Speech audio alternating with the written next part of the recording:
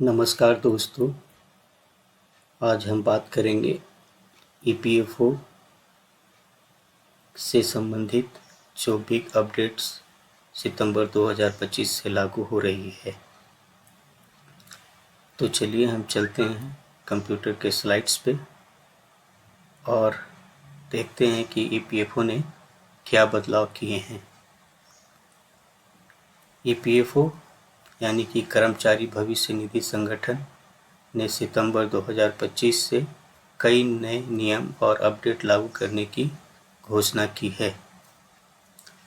तो अब हम लोग जानते हैं कि ईपीएफओ ने क्या क्या बदलाव किए हैं जो सितंबर 2025 से लागू होंगे। तो जैसा कि हम लोग देख रहे हैं, ईपीएफओ ने ईसीआर सिस्टम में सुधार लाया है। दूसरा, एटीएम और यूपीआई आधारित पीएफ निकासी से संबंधित सुधार को लेकर के आए हैं। डिजिटल केवाईसी प्रक्रिया में सुधार किया गया है।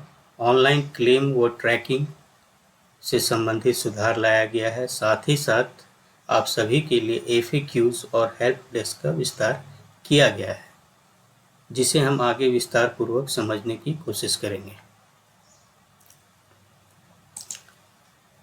तो पहला है ईसीआर सिस्टम में सुधार।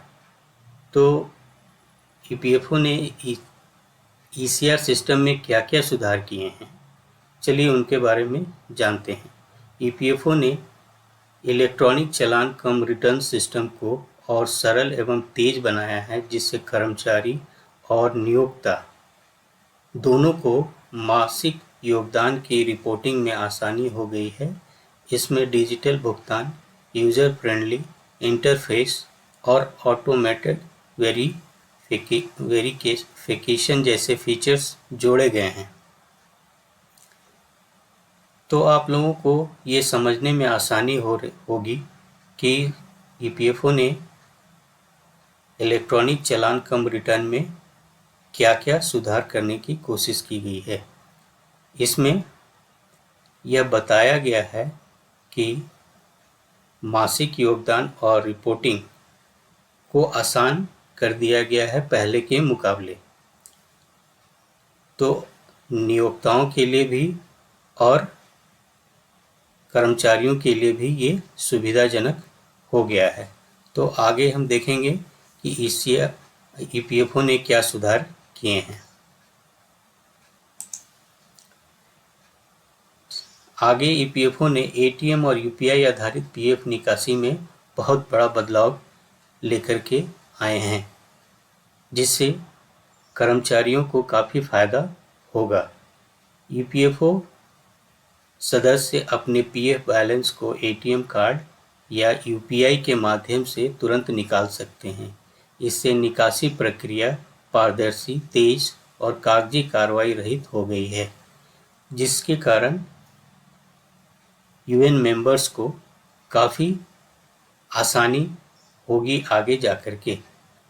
जैसा कि ईपीएफओ अपने नियम में बदलाव करके बता रही है, ये प्रक्रिया पूरी तरह से डिजिटल और पारदर्शी होगी। तो अगला नियम के बारे में हम लोग देखते हैं। अगला नियम है डिजिटल केवाईसी प्रक्रिया। चूँकि ये पहले से डिजिटल केवाईसी प्रक्रिया थी, इसे और भी आसान किया गया है।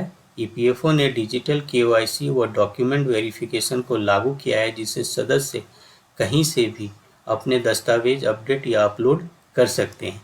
इससे उनको अपना पैसा निकालने में काफ़ी आसानी होगी और नियोक्ता के ऊपर निर्भर नहीं रहना पड़ेगा। यह एक बहुत ही बड़ा बदलाव है, जिसे ईपीएफओ ने लागू करने का सितंबर माह से योजना बना ली है।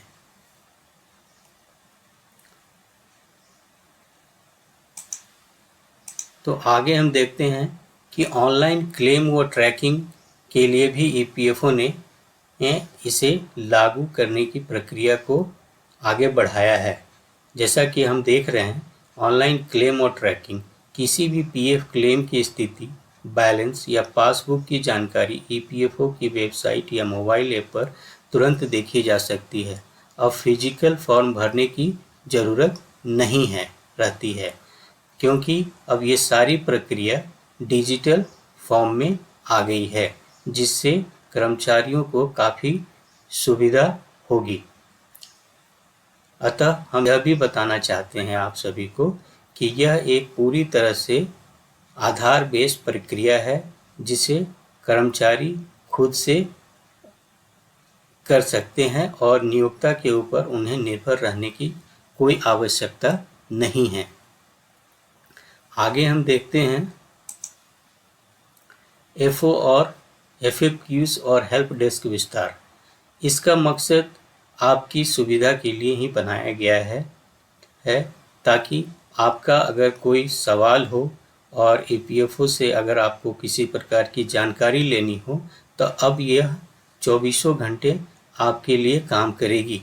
जैसा कि ईपीएफओ ने अपने एफएक्यू सेक्शन और कस्टमर सपोर्ट सर्विस को बेहतर बनाने में किया है, जिससे सदस्यों के सवालों का समाधान तुरंत मिल सके। अब हेल्पलाइन और ऑनलाइन सपोर्ट हमेशा उपलब्ध रहेगा, जिससे कर्मचारियों को और नियोक्ताओं को दोनों को इससे फ़ायदा मिलेगी। आगे हम देखते हैं कि यूएन एक्टिवेशन व अन्य सेवाओं के लिए आधार आधारित फेस ऑथेंटिकेशन अनिवार्य कर दिया गया है, जिससे उमंग ऐप के जरिए पूरा किया जा सकता है।